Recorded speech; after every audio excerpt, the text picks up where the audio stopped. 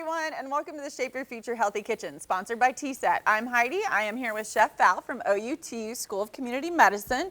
Always great to have you here.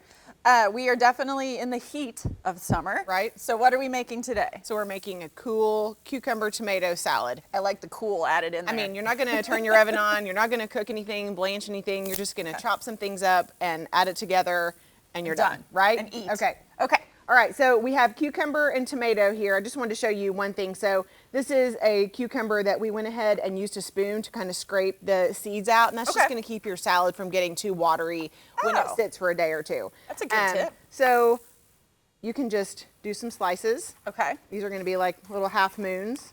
Perfect. And there's something about cucumber and tomato that just screams summer for me. I don't know why or what that is. It's a great combination. Yes. Right. And then the tomato, so I usually just cut the end off. We'll check out how our knife here. Here we go. Okay. And same thing, just some small half moons to go in there. Okay.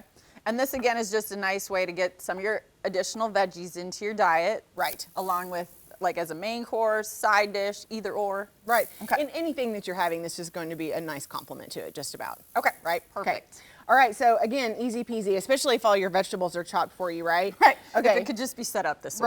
Right, right. So cucumber, we have some nice red onion. You can kind of choose the amount you want on that. Okay. Some sliced tomato, and I mean, again, talk about easy. I was going to say it's literally 3 ingredients, obviously Right. minus some of the dressing. We're going to do just a sprinkle of salt. So let's say half of a teaspoon of salt, and I mean, this is really up to you, but the pepper, I think it goes really well with this dish. Okay. And then this is some vinegar. So we're actually using rice wine vinegar, but you could use whatever kind you want. The rice wine vinegar is nice because it has a little bit lower acidity, but if you have white vinegar or apple cider vinegar, add a little bit of water to it to kind of cut that acidity. Okay. Because it can be like overwhelming.